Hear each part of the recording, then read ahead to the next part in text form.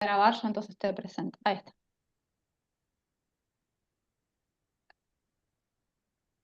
Bueno, si les parece, entonces. Hay más gente, esperamos un segundito.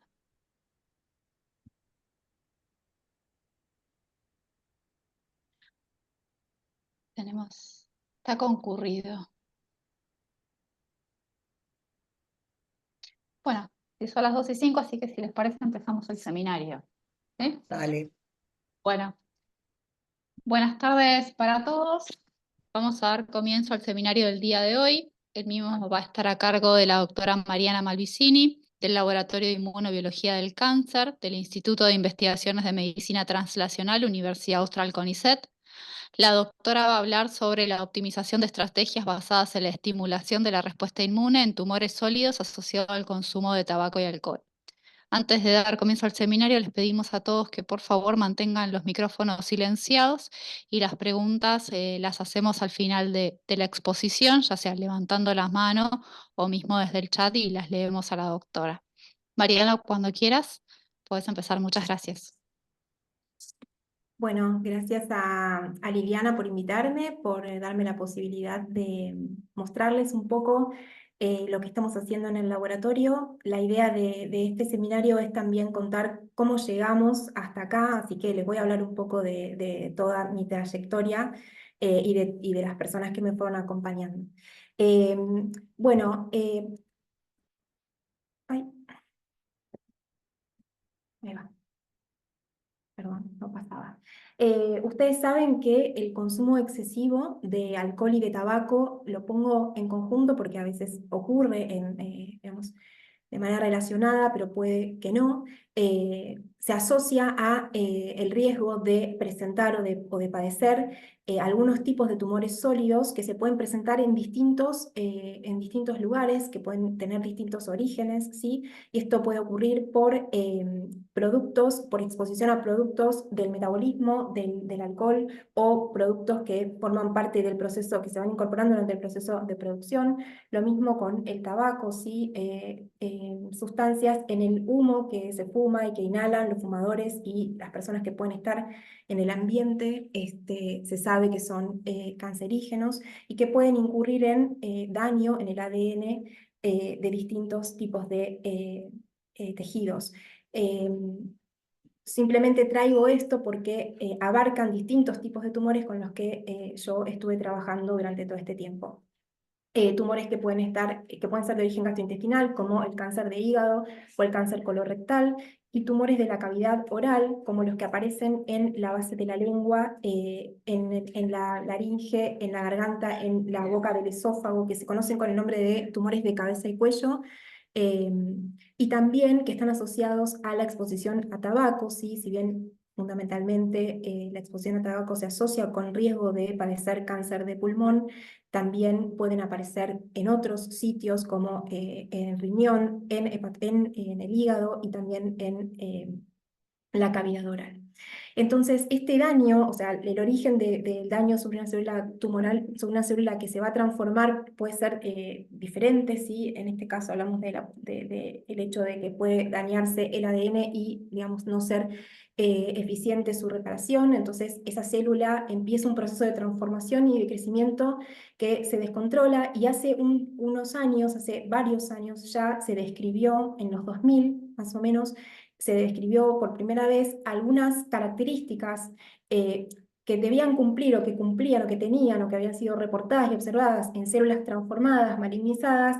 Esto fue descrito por estos autores, Hanahan y Weinberg, que luego en el año 2011 empezaron a sumar otras características, y hace 2 años, a finales del 2022, volvieron a publicar otro trabajo. Las personas que trabajamos en cáncer vamos como medio siguiendo estos reportes, en donde incluyen, además de todas estas señales o estas características, algunas que tienen que ver con la interacción con la microbiota, o con cambios epigenéticos o la plasticidad de las células.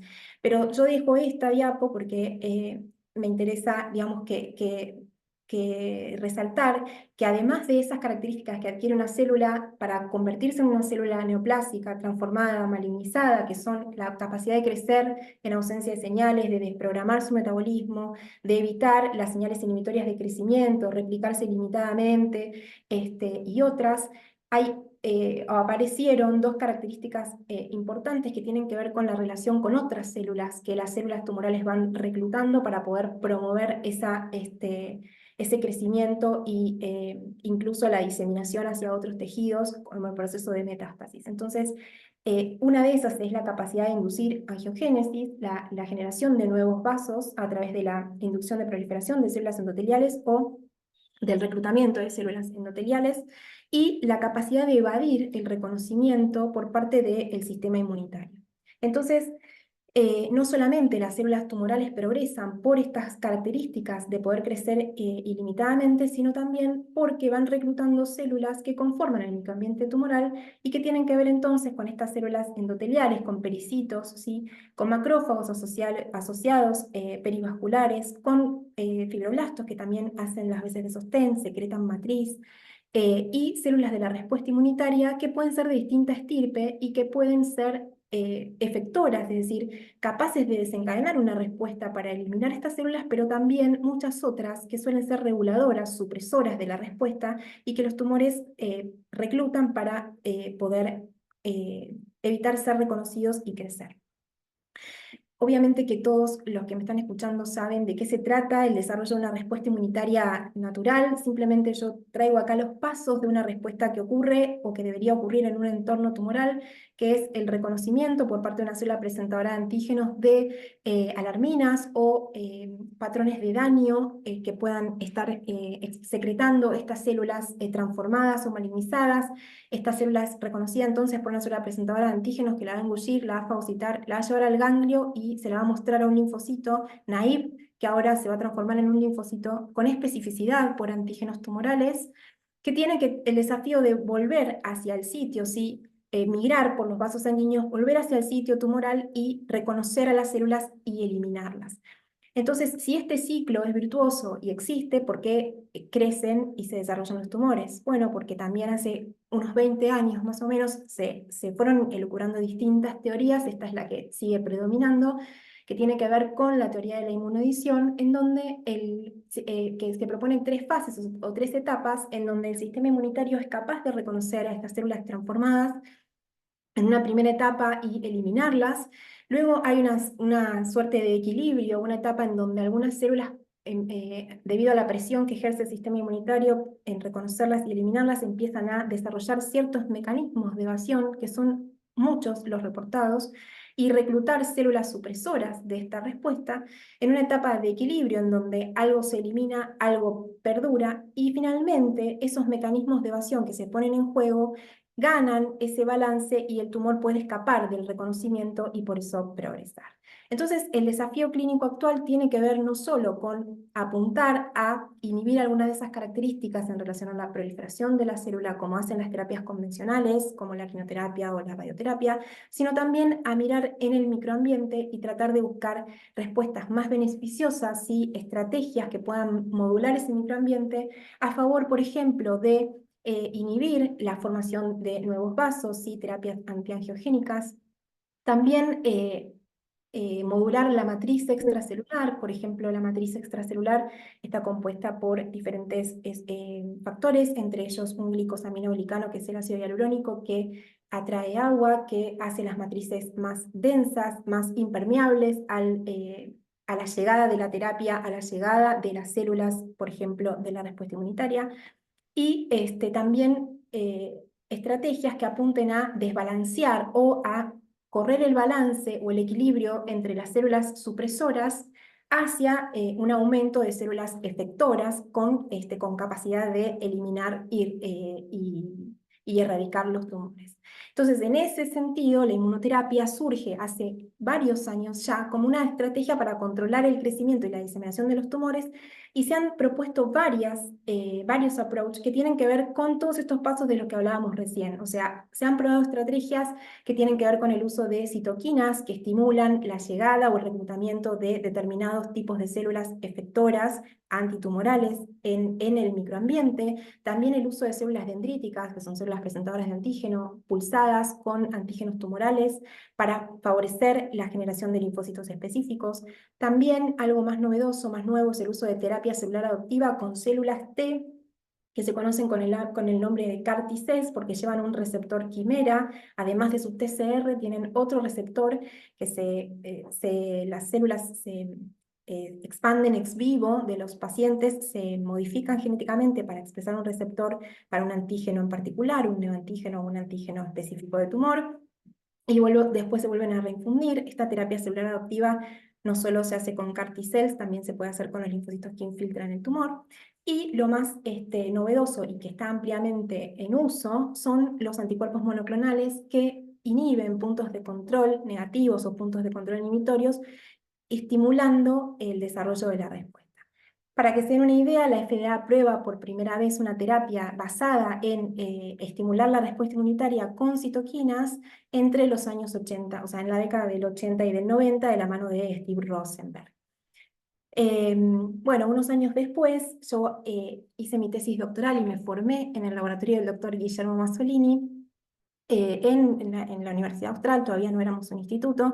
En ese laboratorio utilizamos una terapia génica, ¿sí? Pero que básicamente era una inmunoterapia utilizando interleuquina 12. Esa interleuquina 12 la combinábamos con ciclofosfamida, que en ese momento se había reportado que podía disminuir el reclutamiento de células supresoras de la respuesta inmunitaria, y lo que lográbamos con esta combinación es reclutar en el tumor linfocitos CD4 y CD8, citotóxicos, productores de interferón, que lo que hacían era evitar el crecimiento o erradicar los tumores en el 50% de los animales. Para que tengan una idea, estas eran las curvas que obteníamos de inhibición de crecimiento tumoral cuando utilizábamos esta inmunoterapia combinada con dosis bajas de ciclofosfamida.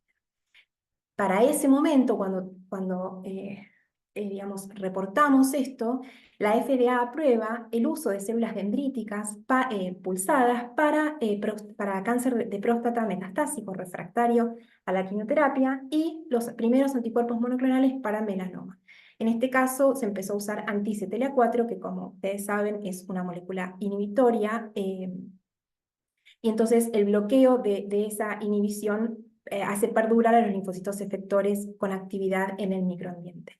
Entonces, de alguna forma nos parecía que podía llegar a ser un hecho, ¿sí? Porque el hecho de que la FDA apruebe una terapia no significa que va a ser la terapia de primera opción, pero sí pueden ser terapias alternativas para pacientes refractarios o pacientes con tumores avanzados o que no responden a la quimioterapia, o que no se pueden operar. Entonces, digamos, con la idea de que la inmunoterapia iba a tener un lugar entre las terapias, seguimos trabajando y decidimos encontrar la forma de potenciar un poco esa respuesta, de mejorar esa respuesta, y empezamos a utilizar una cumarina, ¿sí? Que es un producto de origen natural, eh, que se llama 4-metilumbiliferona, yo la voy a mencionar como 4-mu o cumarina indistintamente. Se había reportado que esta cumarina podía inhibir selectivamente la síntesis de ácido hialurónico, pero también que podía tener ciertos efectos sobre células de cáncer de próstata. Habíamos visto en el laboratorio un efecto antifibrótico reportado por la doctora Piccioni,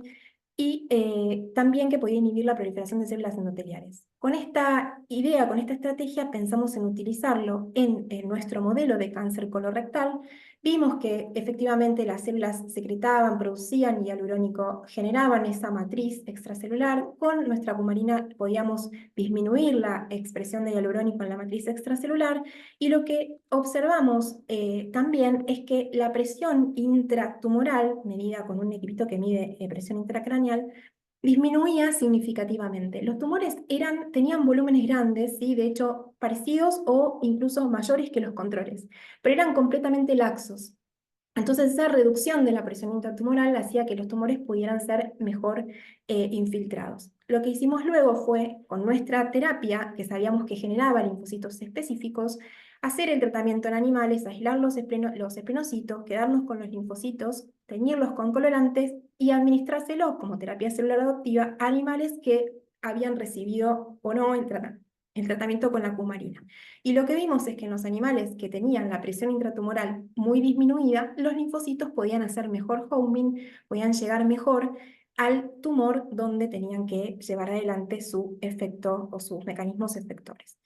Vimos que efectivamente los animales tratados con 4-MU que recibían los esplenocitos tenían una disminución significativa en el crecimiento tumoral. Eso nos llevó a obtener un poco más de regresiones completas, un 70% de regresiones completas, esto es un montón, eh, pero bueno, nada, conformes con este resultado, una cosa que observamos, que esto lo traigo porque en un rato, dentro de un rato voy a volver a hablar de esto, es que además de modificar el equilibrio de moléculas antiangiogénicas y angiogénicas, nuestra cumarina tenía la capacidad de modular la expresión de HIF, que es un factor inducible por hipoxia, que se pone en juego cuando existen bajas tensiones de oxígeno y que induce ciertas reprogramaciones metabólicas que a la célula la benefician para poder adaptarse a ese microambiente con falta de oxígeno, con falta de nutrientes, poder seguir utilizando la glucosa como fuente de energía y que conduce a la reprogramación. Esa reprogramación puede impactar directo sobre el microambiente, entonces a mí me llamó la atención este dato, ¿sí? Que lo vimos, digamos, buscando otra cosa, y quería empezar a estudiar cuál era el efecto de la cumarina en relación a este efecto sobre HIF y la reprogramación metabólica. Pero también en ese momento ingresó al laboratorio Marcelo Rodríguez a hacer su tesis doctoral, fue la primera persona que yo pude codirigir, y lo que hicimos fue, en realidad, enfocarnos en combinar la terapia, nuestra cumarina, con la interleuquina 12 en otros modelos, en un modelo de hepatocarcinoma, que es bastante más agresivo, asociado a fibrosis, y lo que vimos ahí es que la cumarina con interleuquina 12 inducía una inhibición del crecimiento tumoral también muy significativo. Esto era un modelo, como pueden ver acá, ortotópico. También veíamos que la cumarina tenía cierta eficacia antitumoral, y la interleuquina 12 también. Cuando fuimos a estudiar qué pasaba con los linfocitos o la respuesta específica en el tumor, encontramos un aumento de los linfocitos CD4, CD3 intratumorales y también del linfocito CD4 y CD8, tanto en el hígado como en el vaso. Eso nos pareció, digamos, interesante. Nosotros ya habíamos demostrado que podían llegar mejor en otro modelo. Ahora queríamos ver si había alguna implicancia del uso de la cumarina sobre el desarrollo de la respuesta. Y la verdad que lo que hicimos fue empezar como de cero a estudiar cada paso de la respuesta y empezamos por la fagocitosis. No sabíamos que nos íbamos a encontrar con esto, entonces medio como que nos quedamos ahí. Porque lo que vimos fue que cuando tratábamos a las células tumorales con la cumarina y la poníamos en contacto con macrófagos, estas células eran mayormente fagocitadas. No entendíamos bien por qué, entonces hicimos un ensayo en vivo en donde los animales tratados con la cumarina o no, les poníamos tinta china y mirábamos la capacidad de engullir la tinta china de los macrófagos del hígado, de las células de Kupffer, y no veíamos diferencias. Entonces, bueno, la fagocitosis, al menos inespecífica, no estaba modificándose por el uso de la cumarina. Entonces fuimos a estudiar un poquito más la interacción, lo que ocurre para que se desencadene la fagocitosis, y encontramos que las células presentadoras de antígenos, ¿sí? Los macrófagos, las células dendríticas, tienen una molécula que se llama SIRP-alfa, que cuando interacciona con CD47 presente en la membrana de cualquier célula, es una señal de don't eat me, es decir, de no me comas, para evitar el reconocimiento y la fagocitosis de esa célula, que puede ser una célula normal o una célula cualquiera. Entonces fuimos a estudiar qué pasaba con la cumarina y esas moléculas, y vimos que, en principio, al menos a nivel de expresión génica, no había diferencias entre los macrófagos tratados con 4-MU versus los no tratados en relación a la expresión de esta molécula, pero sí veíamos que esta cumarina era capaz de disminuir la expresión de CD47.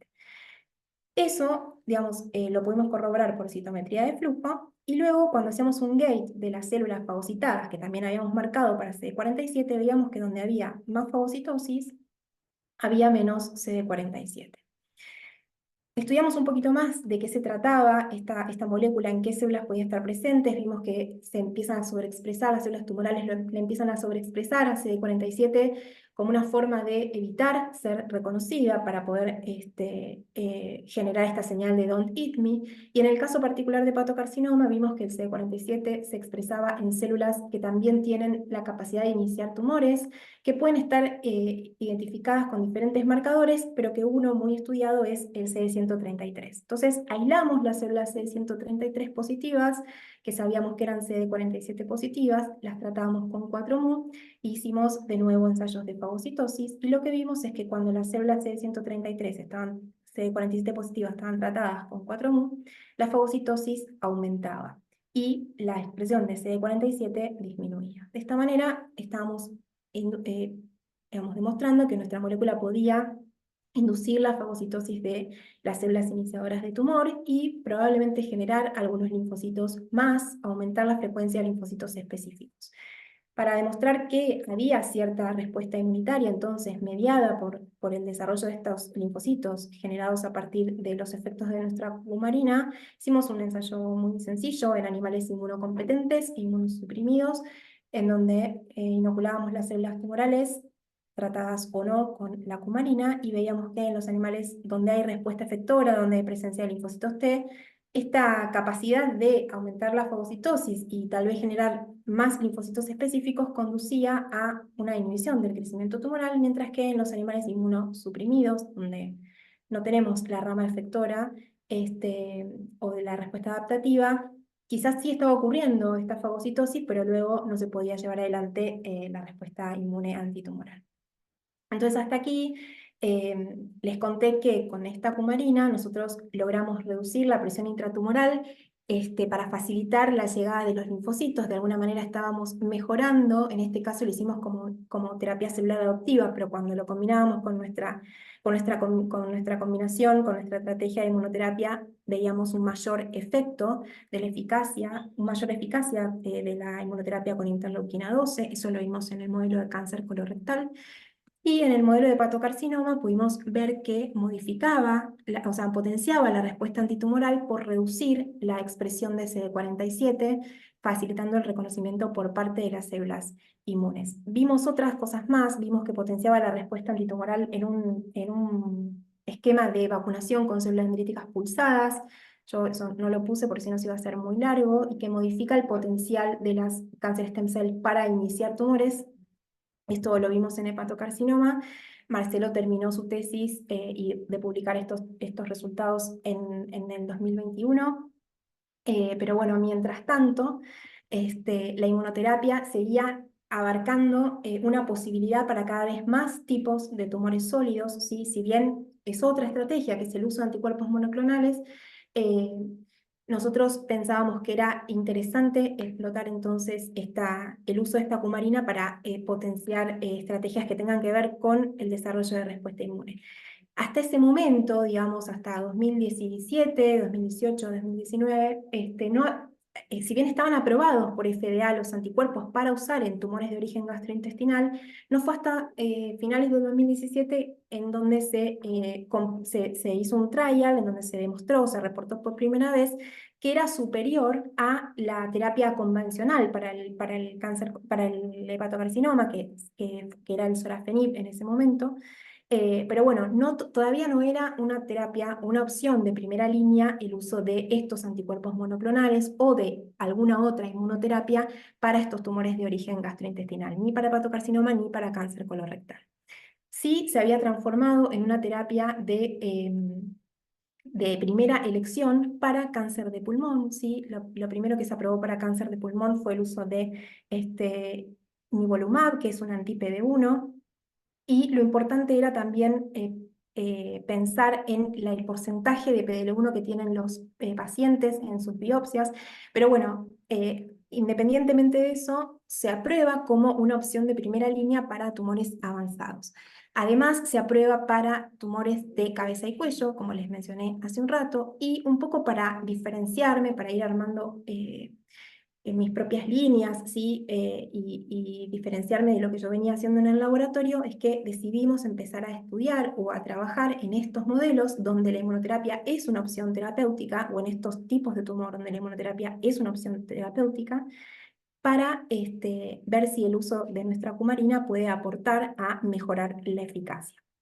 Entonces, en ese momento, con algunos alumnos de medicina y Ana, que era estudiante de la Universidad de Belgrano y tenía que hacer su tesis de licenciatura, y la ayuda y la colaboración permanente de Manglio Rizzo, que es oncólogo del hospital. Él también se formó en el laboratorio de terapia génica, hizo su tesis doctoral, pero luego hizo su residencia, su especialización en medicina interna y en oncología. Entonces, un poco de la mano de Manglio y de los chicos que se animaron a venir a trabajar al laboratorio, empezamos a armar lo que llamamos el Laboratorio de Inmunobiología del Cáncer. En ese momento también pedimos una beca doctoral para Mariel Fusco, que es ahora mi becaria, y se incorporó Juan Braga Menéndez, que es un médico cirujano que opera un estadio en particular de cáncer de pulmón. Tumores en un estadio que se conoce como localmente avanzado, que tiene metástasis en el mediastino, en los ganglios del mediastino. Este tipo de tumores que Juan opera podrían ser tratados con un approach que diseñó para usar nanopartículas y terapia fototérmica. Yo no voy a contar el trabajo de Juan en esta oportunidad, pero bueno, también forma parte del laboratorio y tiene una estrategia que me parece muy interesante.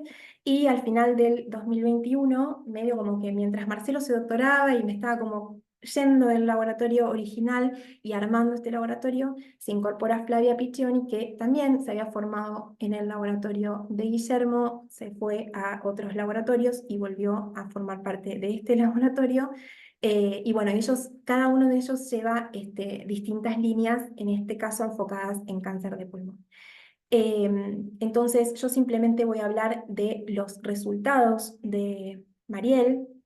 Ella trabaja en lo que a mí me interesaba desde hace tiempo, que era estudiar la posibilidad de usar la cumarina para modificar o para ver si tenía alguna implicancia en esta reprogramación metabólica por ese dato que habíamos visto hace un tiempo ya en relación a HIV.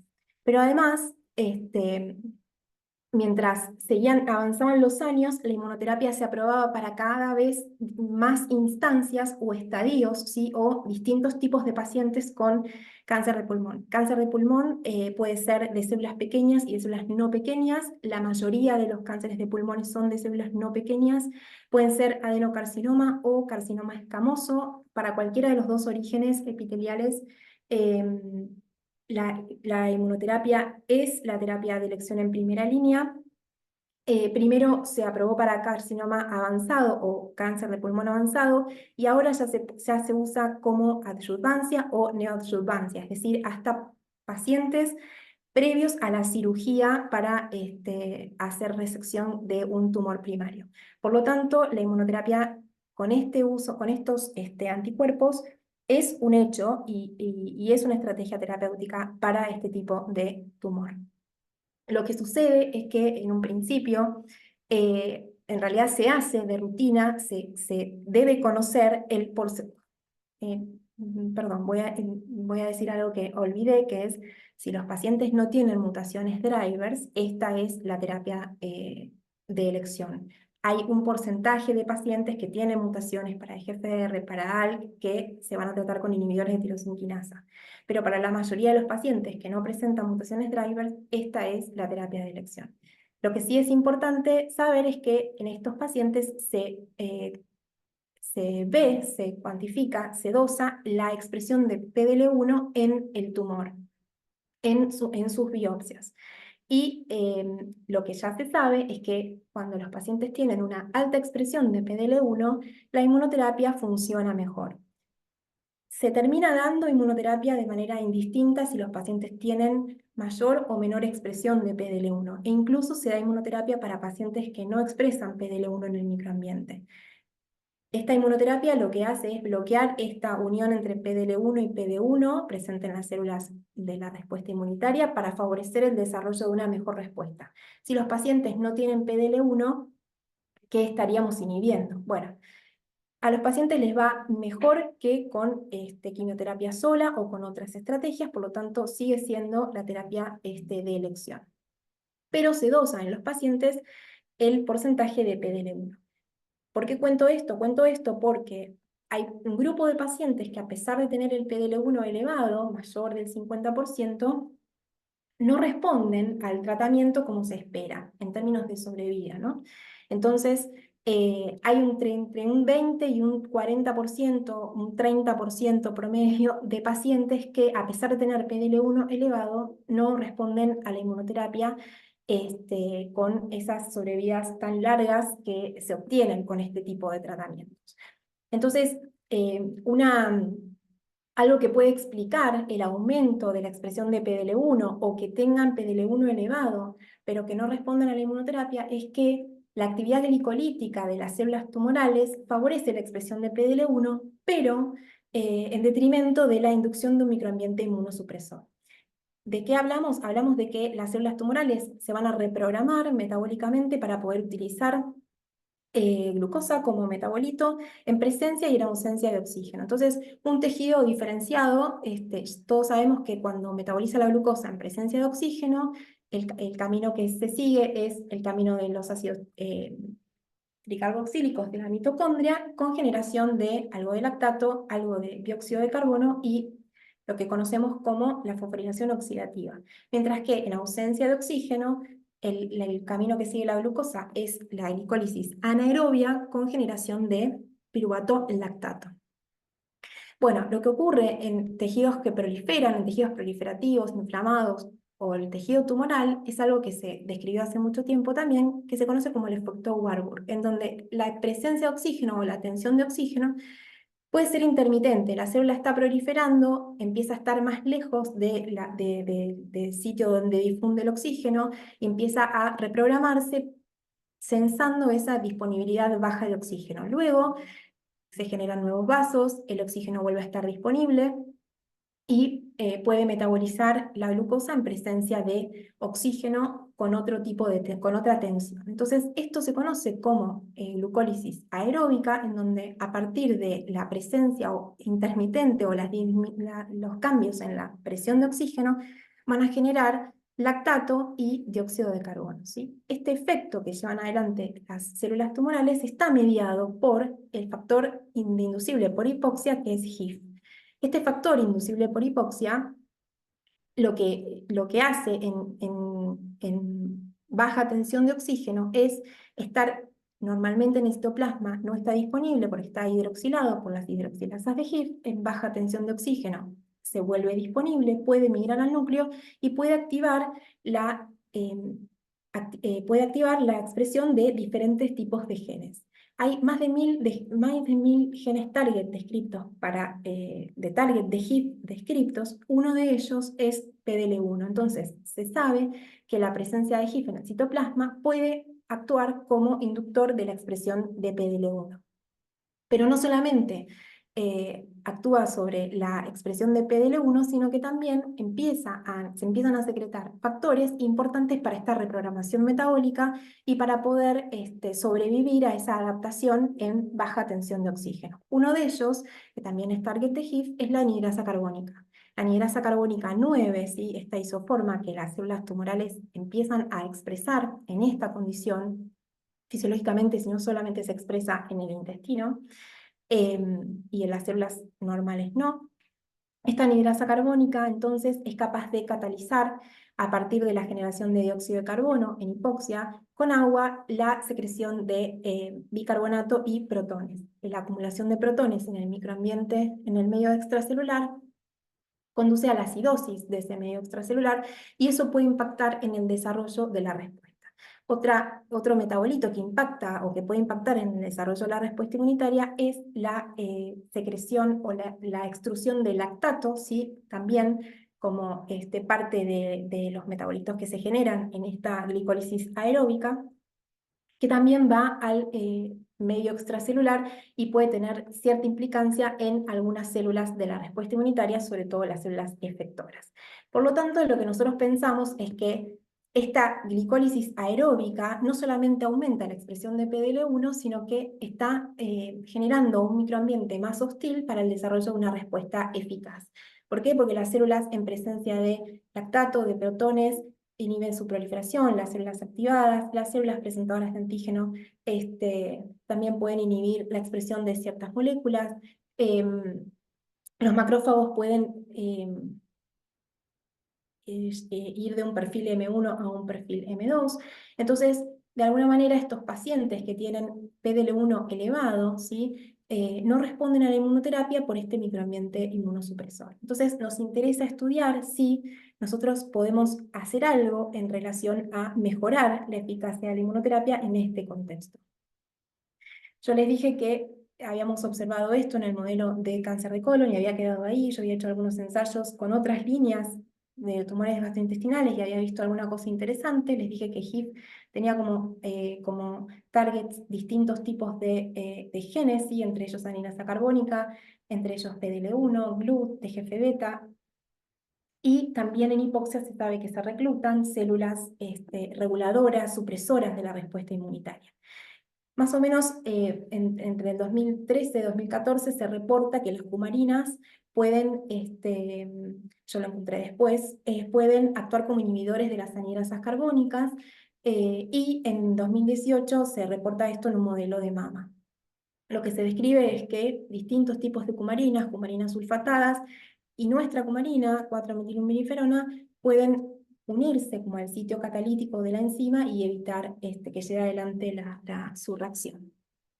Esto nos vino bárbaro para probar o para pensar que con nuestra estrategia podemos modificar de alguna manera ese microambiente inmunosupresor, reprogramado, adaptado, que se vuelve hostil para el desarrollo de una respuesta inmune adecuada, y potenciar la eficacia de la inmunoterapia que se usa en los pacientes. Entonces, encontramos también en un trabajo en humanos que reportan pacientes con adenocarcinoma de pulmón con una alta expresión de PDL1, que está acompañada por expresión de HIF-1 alfa, VEGF, GLUT1 y anhidrasa carbónica. Entonces, con estos datos es que empezamos a pensar en estudiar la reprogramación metabólica en las células de pulmón y utilizar nuestra cumarina.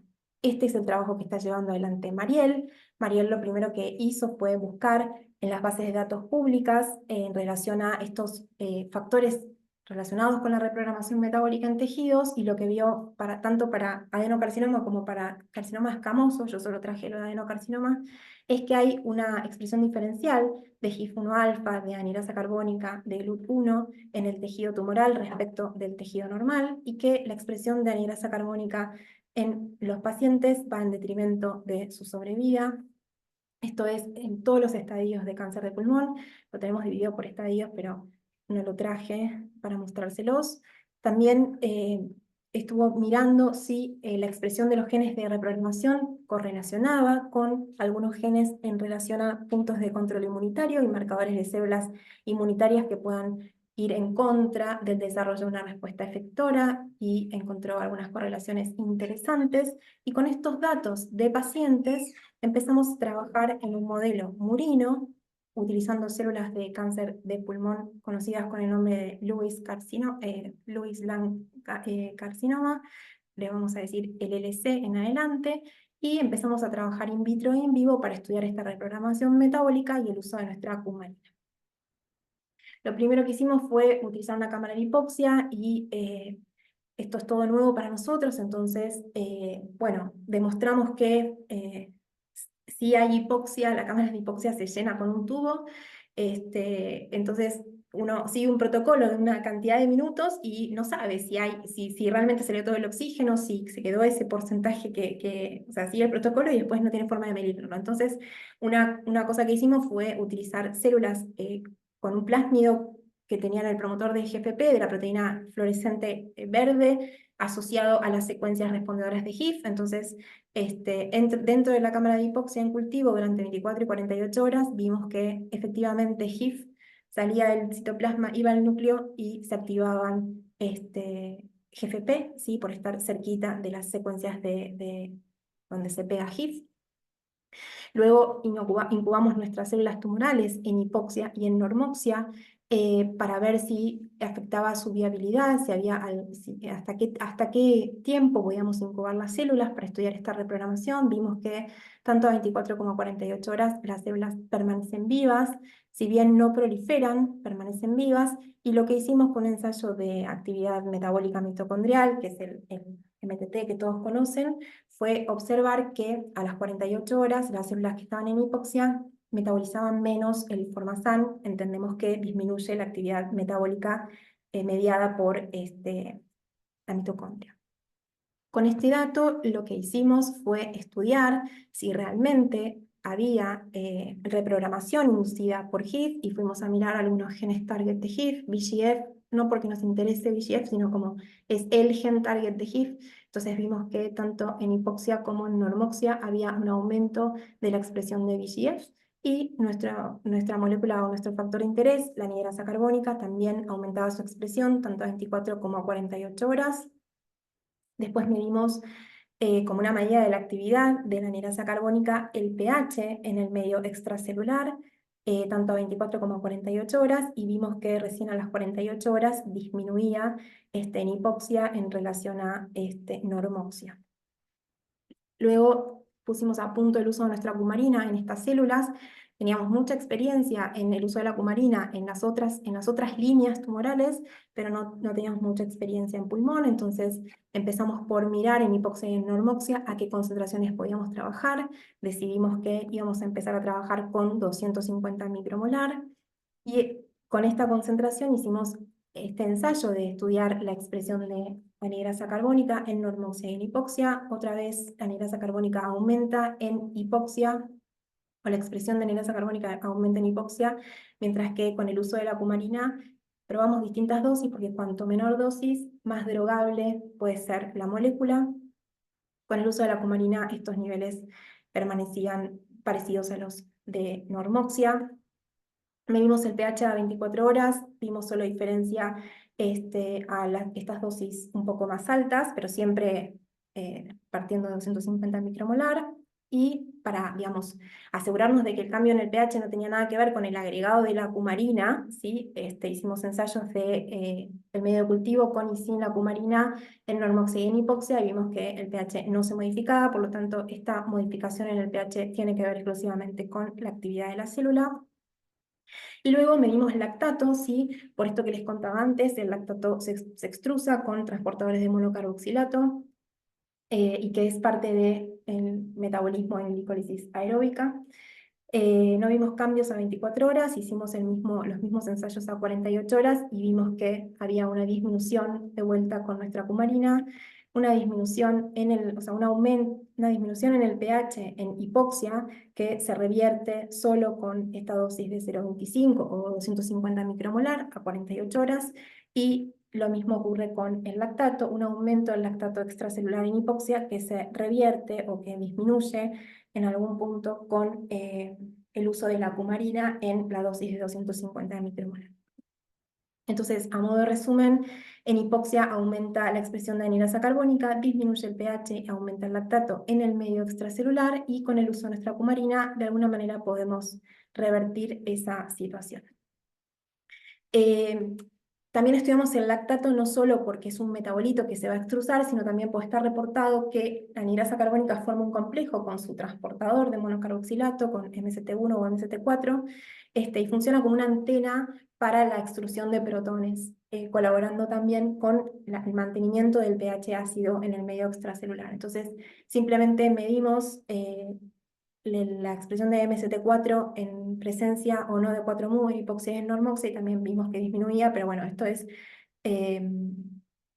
son PCRs, ¿sí? Y bueno, simplemente esto lo dejamos acá, no seguimos mucho más con eso. Lo que sí estamos haciendo ahora es estudiar el efecto de esos sobrenadantes con lactato con pH bajo sobre distintas poblaciones. ¿Sí? Empezamos estudiándolo sobre macrófagos, ¿sí? Sobre un cultivo de macrófagos in vitro, y por ahora lo único que tenemos son algunas PCRs. La semana pasada estuvieron las chicas ahí en el laboratorio de Ana María Rodríguez, que nos facilitó hacer algunos ELISAs. Pero bueno, solamente por ahora medimos esto. tenemos que seguir estudiando, sí, esto es relativamente nuevo entre las cosas que estamos haciendo. Vemos que la hipoxia induce el aumento de arginasa 1, que es un marcador de macrófago M2, o el equilibrio entre INOS, o sea, la óxido nítrico sintetasa inducible, presente en los macrófagos tipo 1, y arginasa más expresada en macrófago tipo 2, se hace presente en hipoxia y el 4-MU tiene capacidad de disminuirlo. Esto no es dependiente de la hipoxia o la normoxia, tenemos que estudiarlo un poco más. Lo mismo ocurre con la expresión de TNF, pero claramente hay que hacerlo por otras determinaciones también. Y fuimos al in vivo porque claramente habíamos comprado un anticuerpo para anhidrasa carbónica que en teoría debería funcionar para varias cosas, Westham y demás.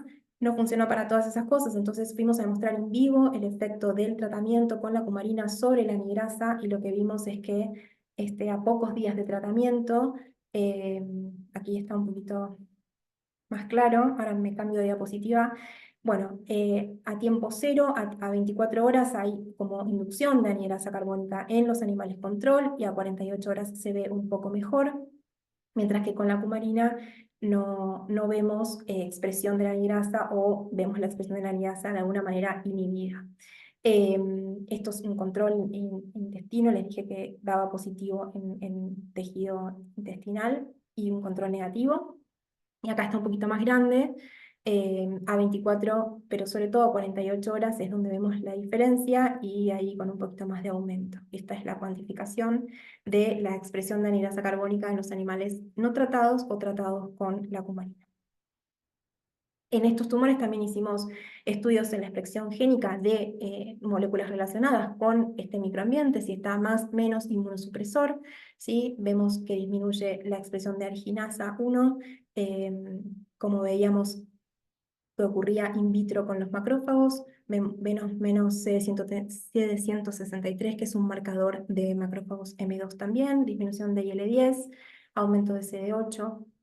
Y luego hicimos un experimento in vivo en donde mostramos que si combinamos la terapia que se usa en los pacientes con la cumarina, obtenemos una mejor eficacia de la respuesta. Lo que pensamos es que de alguna manera se está modulando el microambiente, el indicio es que lo que modula es esta reprogramación y este microambiente hostil, nos queda muchísimo por demostrar todavía, tenemos un RNA-seq hecho de las células en hipoxia, en normoxia, tratados o no con la cumarina, todavía no terminamos de analizar esos datos. Tenemos la posibilidad, nos interesa explorar la posibilidad de estudiar si el lactato puede lactilar, pues está descrito que puede lactilar, ¿sí? Como una modificación epigenética a los macrófagos y inducir un perfil de tipo M2. Y vamos a ver si podemos revertir eso con nuestra cumarina. Nos queda muchísimo por hacer. Solamente en este in vivo pudimos ver un aumento de la expresión de CD4 y CD8 que corroboramos por citometría. Y algo más que les quiero contar, que también es muy incipiente, pero que son resultados de Rafael Picón, que es un oncólogo que forma parte del servicio de oncología del hospital. Trabajamos todo el tiempo con el servicio de oncología porque Manglio es ahora el jefe del servicio y entonces hacemos seminarios en conjunto, discutimos los resultados, pensamos estrategias, pensamos cosas, porque nuestra idea es tratar de acercarnos lo más posible a lo que ocurre con los pacientes y cómo podemos mejorar esas instancias. Entonces, habíamos dicho o postulado que pensamos que la expresión de PDL1 está inducida por HIP en realidad y que en pacientes con esta expresión alta de PDL1 no hay una buena respuesta porque el microambiente es inmunosupresor. Hay una forma de medir la glicólisis en los pacientes o, digamos, se ha estudiado por medidas radiométricas que se obtienen a partir de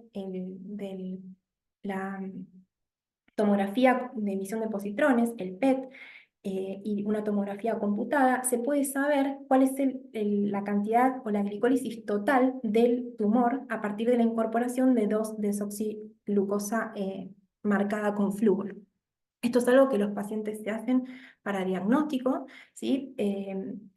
El PET se lo hacen para diagnóstico y con estas determinaciones se puede saber cuál es la glicólisis total de la lesión. Si bien no habla de qué tipo de glicólisis se está llevando adelante, se postula que una mayor glicólisis tiene que ver, o actividad glicolítica, tiene que ver con la posibilidad de las células tumorales de seguir adelante con la glicólisis, pero durante, o sea, llevando adelante esta reprogramación, ¿sí? Entonces se especula o pensamos que la actividad glicolítica más elevada tiene que ver con la reprogramación metabólica. Entonces, lo que hizo Rafael hasta ahora es medir esta glicólisis total de la lesión, que lo decimos TLG, ¿sí? En pacientes que fueron tratados con inmunoterapia y que conoce desde el inicio el porcentaje de expresión de PDL1. Entonces, son muy poquitos pacientes, pero dividió a los pacientes entre PDL1 negativo o PDL1 positivo, teniendo en cuenta los diferentes porcentajes de expresión de PDL1 que un paciente puede tener, y además los dividió entre tasa de glicólisis alta o tasa de glicólisis baja. Y a esos pacientes les hizo un análisis de la sobrevida y lo que vio es que los pacientes con PDL1 positivo, pero una tasa de glicólisis disminuida, tienen una mejor sobrevida que los pacientes PDL1 positivos o con expresión de PDL1 y una tasa de glicólisis muy alta. Esto va, digamos, en favor o complementa lo que pensamos que ocurre en esos pacientes. Tienen un PDL1 positivo, un PDL1 alto, pero no responden a la inmunoterapia porque esa glicólisis, esa tasa de glicólisis está ocurriendo en anaerobiosis o en presencia de bajas tensiones de oxígeno, se dispara la reprogramación metabólica mediada por GIF y todo lo que ya les conté de lo que ocurre en el microambiente. Estos resultados son en muy poquitos pacientes, son resultados de Rafael, me parece interesante traerlos para mostrárselos, y no dan significativos porque los pacientes son muy poquitos.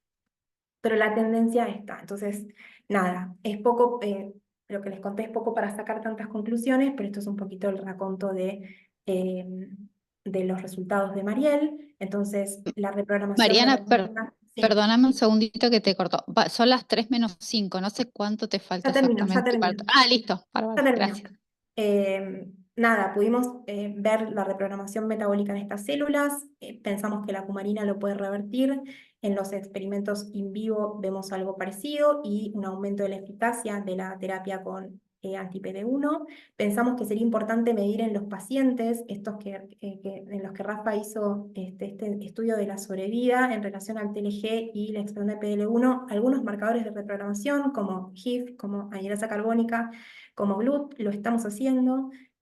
Bueno, queda mucho por delante, pero bueno, esto es lo que estamos haciendo ahora. Lo último para contarles, porque la conocen, Constanza se unió al laboratorio a finales del año 2022 y ella está llevando adelante el desarrollo de un modelo que es larguísimo y que la verdad que también Connie apostó a venir con nosotros y es lo que más nos interesa, que es poder explotar la estrategia de inmunoterapia con la cumarina en el cáncer de la cavidad oral. Hasta ahora lo que hemos logrado es inducir los tumores en la lengua, sacar las células, cultivarlas y poder hacer un modelo subcutáneo y un modelo muchísimo más corto que el modelo original, ¿sí? Todo esto es trabajo de Connie con Lucía, que también es una médica que viene al laboratorio a ayudarla a Connie. Ellas obtuvieron un subsidio de la Fundación Florencio Fiorini y una beca de la Fundación Florencio Fiorini, así que estamos muy contentos.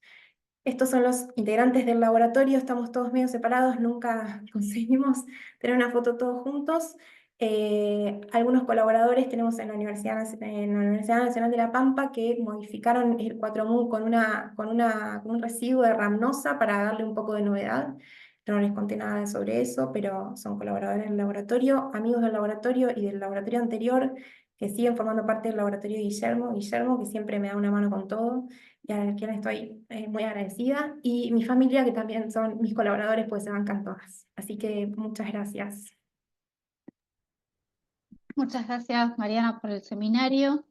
En rigor del tiempo, por ahí no vamos a poder hacer muchas preguntas, pero los que quieran ir preguntando, levantando la mano, trataremos de ser breves.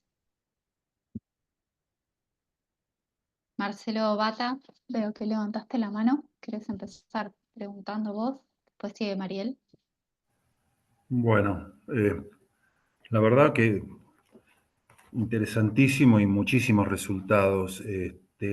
A mí me quedó pendiente una duda, ¿no? En esos estudios que estaba haciendo el oncólogo que veía que lo dividía en cuatro tipos de pacientes, ¿no? Sí. PDL1 positivo y los TLG altos, Ujú. sí que tenían menor sobrevida. Era así. Sí. ¿Se pudo ver cómo está la angiogénesis de esos pacientes? ¿O se puede ver? Porque uno Eh, esperaría capaz que en una de esas lo que esté disminuido y hace que no sea tan bueno el pronóstico sea una angiogénesis disminuida y que quizás lo que habría que buscar es una manera de aumentar la angiogénesis como para quizás ayudar un poco a resolver eso, ¿no? No sé, se me ocurre, yo no tengo ni idea de cáncer, sí, pero uno esperaría eso, ¿no? sí, a ver, en realidad protocolos que vayan a favor de la angiogénesis, uno a priori podría pensar que serían en detrimento de que funcione alguna respuesta, porque, bueno, eso colabora con que la célula tumoral esté todo el tiempo, digamos, con nutrientes, oxígeno disponible y pueda crecer más. Lo que sí quizás se intenta en protocolos sí, de antiangiogénesis es utilizar algunas terapias que lo que hacen es como, porque los vasos que se forman en los tumores suelen ser vasos tortuosos, entonces también dificulta o la llegada a la terapia o la llegada a las células inmunitarias. Entonces, tal vez buscar un equilibrio para formar vasos no tan tortuosos, esa podría ser. No medimos nada de angiogénesis nosotros, pero sí, digamos, hay una batería de cosas que queremos medir en esas muestras de pacientes, porque tenemos los tacos de esos pacientes. La idea es medir estos marcadores de reprogramación, pero también medir infiltrado, CD31 para ver células endoteliales, y sí se podría. Pero no lo Bueno, hemos hecho. bueno, Bar, muchas gracias. Gracias. Mariel Fusco era la otra persona que había levantado la mano, no Mariel sé si es mi quieres becaria. ¿Qué me preguntar. vas a preguntar, Ah, Mariel? entonces fue, No, puse las manitas aplaudiendo nada más. Ay, pues, gracias. perdón. Ya me vinieron a hacer Liliana, el aguante. muy bien. Liliana, ¿querés preguntar vos? Sí, bueno, Mariana, súper interesante. La verdad, muy, Gracias. muy interesante todo lo que mostraste. Muy didáctica también para explicarlo, Bueno, porque bueno, gracias. yo no trabajo en cáncer y la verdad que súper clara toda tu presentación. Yo te quiero hacer una pregunta por ahí un poco de público general, digamos, ¿no? Porque uno cuando escucha cumarina, lo primero que se le ocurre es inhibición de la coagulación. O sea, Sí. la cumarina que vos utilizás en la concentración, estimo yo que no tiene ningún efecto. Porque digo, una cosa es un cultivo y otra cosa es, digamos, un animal o un ser humano, ¿no? Sí, no, esta cumarina, o sea, a ver, nosotros no hicimos ensayos de biodisponibilidad, no los tenemos, hemos hecho algún intento, nunca llegamos hasta ahí, vamos a tratar o sea, ahora estamos hablando con las chicas de La Pampa que tienen HPLC para ver cuánto llega y tal, para tener una idea de lo que nosotros estamos poniendo como dosis, cuánto refiere de lo que se puede usar en humanos. Pero es una molécula que se usa, es un nutricéutico, se usa en Europa, se comercializa como un colagogo. Entonces, es una droga que podría reposicionarse, digamos, para esto. Y hay un ensayo de 2021 en donde miden el uso de esta, se llama imecromona, el compuesto comercial, miden, por ejemplo, la capacidad de inhibir hialurónico, que es una de las cosas que más reportado está de la cumarina. O sea, el ensayo es en pacientes, en personas, digamos, sin ningún tipo de enfermedad de base, entonces en personas, pacientes sanos, en donde, digamos, no tienen nada toxicológico, digamos, y en las dosis en las que está probada, sí logran inhibir, miden en esputo y en el líquido broncoalveolar, el hialurónico, para ver si en las dosis en las que se usa, que no tiene ese efecto colagogo, tiene el efecto de inhibición sin, digamos, toxicidad aparente, y en principio no tendría, digamos, podría funcionar, o sea, podría administrarse. De hecho, o sea, Miguel, Manglio Rizzo, que es la persona el oncólogo que trabaja con nosotros todo el tiempo, es como que A pesar de que nosotros usamos, porque otra de las cosas es la dosis, ¿no? O sea, usamos dosis altas, o sea, todo el mundo nos critica un poco la dosis, por eso tratar de modificarla con esta Ramnosa para bajar la dosis. Bueno, estamos haciendo varias cosas, o ponerlo en emulsiones, bueno, estamos para darle un poco de novedad y para bajar la dosis, pero digamos, es algo que se ha postulado durante la pandemia, por ejemplo, utilizarla para aquellos pacientes que hacían, para poder mejorar la perfusión pulmonar, por ejemplo. Entonces es algo aunque está ahí, en la gatera, por decirlo de alguna manera. No, te preguntaba porque en realidad hay muchas cumarinas, ¿no? Y vos podés modificar los residuos y de alguna manera agregarle actividad biológica o Sí, restársela, por decirlo de una manera sí. simple. Entonces, por eso te preguntaba si la cumarina en particular que vos utilizás tiene efecto anticoagulante. De esta Esa era cumarina, la verdad es que no lo sé, lo que he leído es que es inocua, digamos, o por lo menos no tiene ese efecto. incluido en las concentraciones que vos la utilizás. Es que no sé en qué concentraciones Ah, ok, nosotros lo ok, utilizamos, es disponible, digamos. No sé, esa equivalencia no la sé.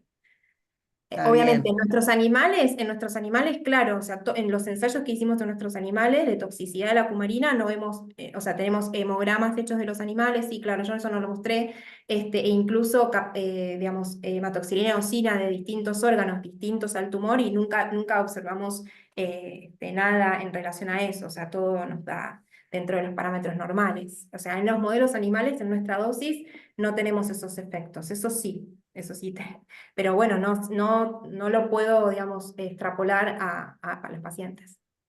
No, claro, yo porque había leído, sí, que había trabajos de modificar los residuos de cumarina para el tratamiento de leucemias, por ejemplo, Sí. de células leucémicas, eso sí, yo había visto que le modificaban los residuos y de esa manera tenían mayor o menor actividad sobre la proliferación del tumor, ¿no? Bueno, muchísimas gracias, Mariana. Bueno, me Gracias por alegro. aceptar la invitación.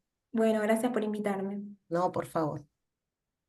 Bueno, son las 3:05, no veo más preguntas ni manos levantadas, así que vamos a dar por finalizado el seminario del día de hoy. Muchísimas gracias, Mariana, por la Gracias, presentación. perdón por la extensión. No, por favor.